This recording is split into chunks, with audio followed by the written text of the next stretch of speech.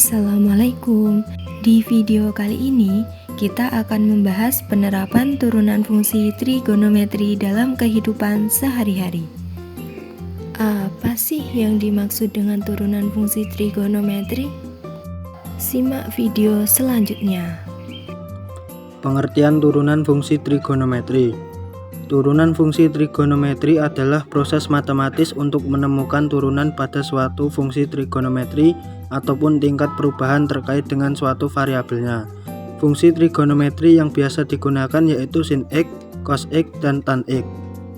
Manfaat penerapan turunan fungsi trigonometri, yaitu yang pertama, digunakan dalam membuat konstruksi bangunan, yaitu dalam membuat konstruksi bangunan, turunan banyak digunakan dalam membuat model bangunan tersebut.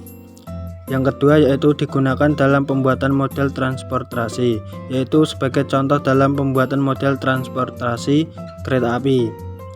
Yang ketiga yaitu digunakan dalam dunia penerbangan, yaitu untuk menghitung percepatan dan jarak yang dialami pesawat, sehingga nantinya pesawat tidak akan hilang arah maupun terbang di luar navigasi tower bandara.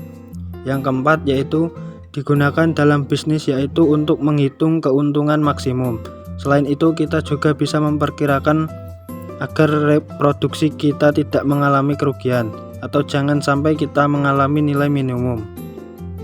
Baik, selanjutnya untuk rumus turunan fungsi trigonometri terbagi menjadi beberapa macam. Yang pertama yaitu fx sama dengan sin x hingga menghasilkan f aksen x sama dengan cos x.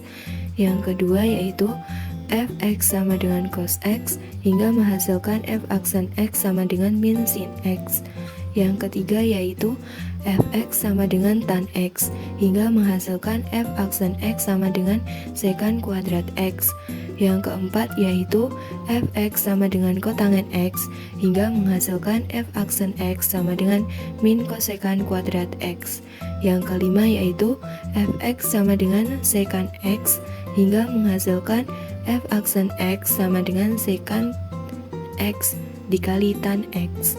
Yang keenam yaitu fx sama dengan kosekan x hingga menghasilkan f aksen x sama dengan min kosekan x dikali kotangen x.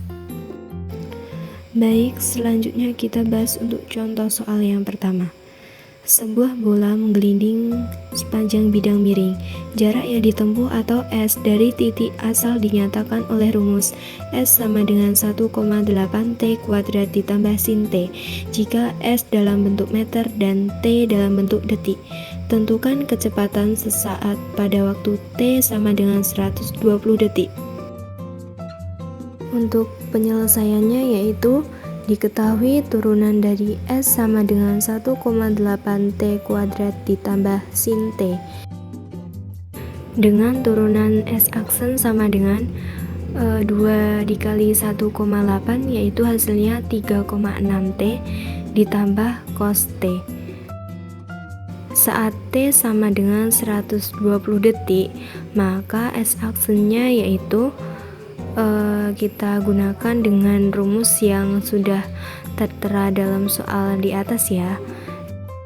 S aksen sama dengan 3,6 T ditambah cos T sama dengan 3,6 T nya 120 ditambah cos 120 derajat sama dengan 3,6 dikali 120 hasilnya 432 ditambah cos dari 120 derajat yaitu min setengah sama dengan 432 ditambah min setengah kita jadikan ke bentuk pecahan desimal menjadi min 0,5 sama dengan 431,5 meter per sekon.